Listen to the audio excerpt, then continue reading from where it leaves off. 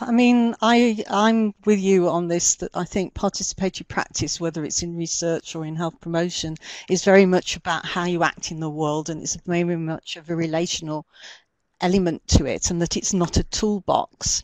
It's like some of the words that were on the poll. It's about reciprocal relations, it's about mutual respect, and it's also about being aware of the power relations and this process of co-learning together, not you as an expert telling others what is the answer.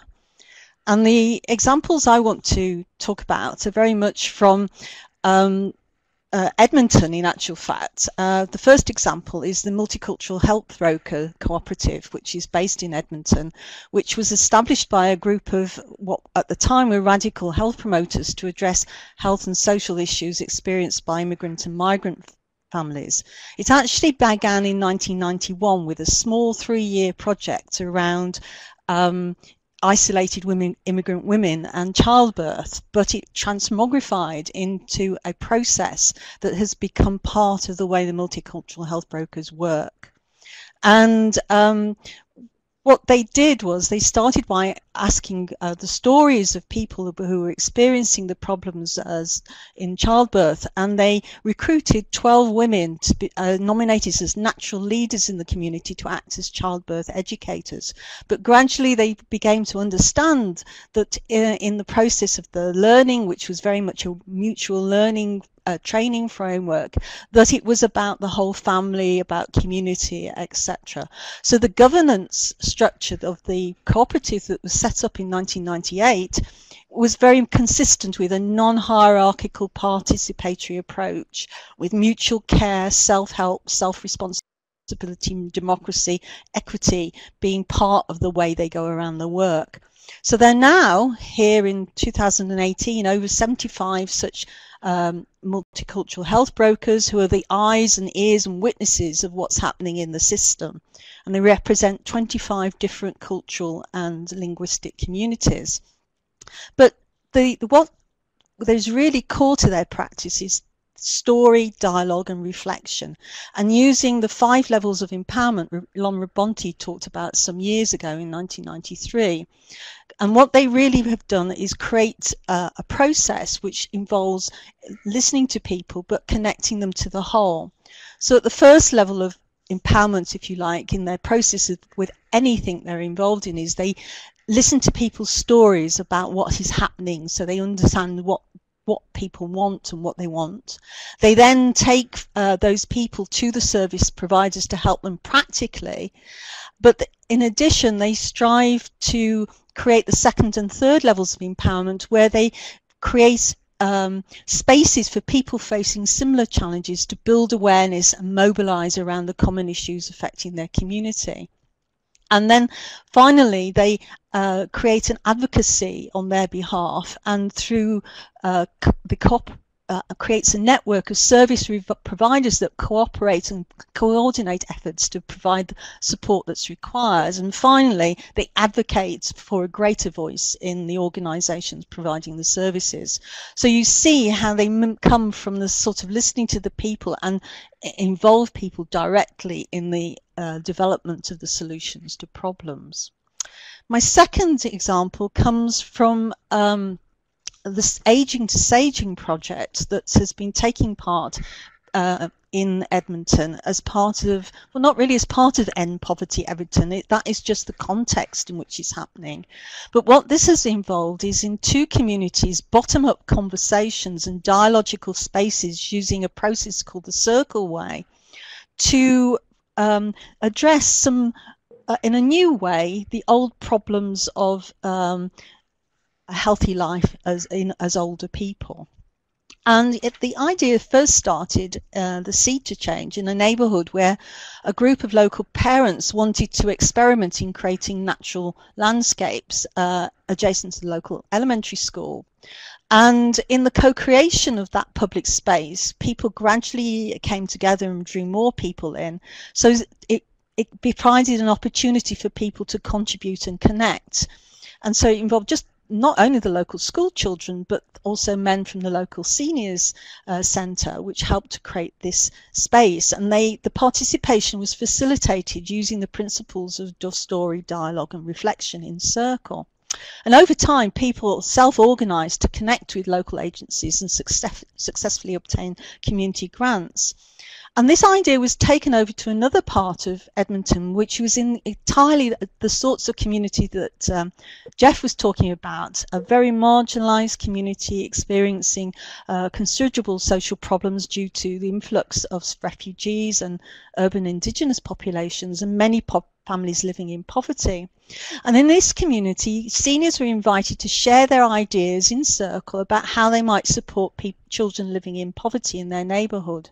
And in that circle, they explored their gifts and their resources. And as they found that they actually had something to offer, they then decided to get involved in the local schools.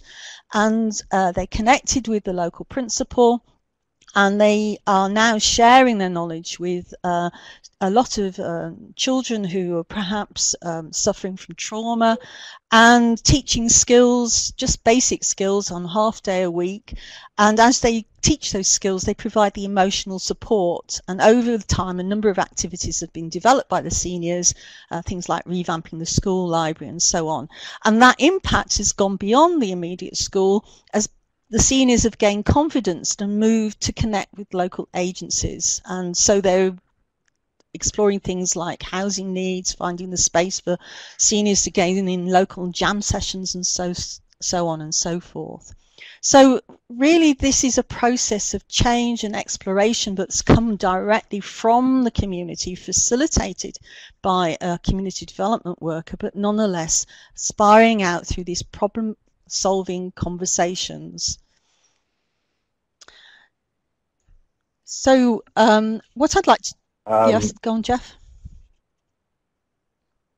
Well, I was just going to try to segue to the next slide, but I think I would just only say in the preface to the rubric that you're about to present that one of the nice things that I gained from co-authoring this chapter with you, Jane, is my approach to participatory practice has always been a little bit organic, DIY, if you might call it, but in working with you and co-writing this chapter, I really found it helpful when we went through this rubric together.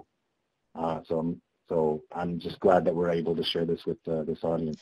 Yeah, the idea of Rubric came from the fact that we're concerned not to have a toolbox, but to highlight the key components of the process, if you like, to help people to think about what participatory practice actually involves.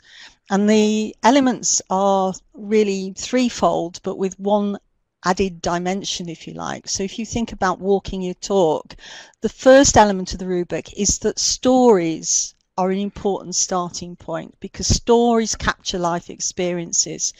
People are storytellers by nature, and in the process of telling our story, and this is about us as much as anybody else, we start to understand the world around us, and we start to understand our place in it. And by listening to each other's stories and telling stories, we start to actually think about what happened and what is happening. And also by listening to each other's stories, we start to create a process of collective story making. And what's important about stories is that in a world of rationality and evidence-based practice, stories connect to emotion.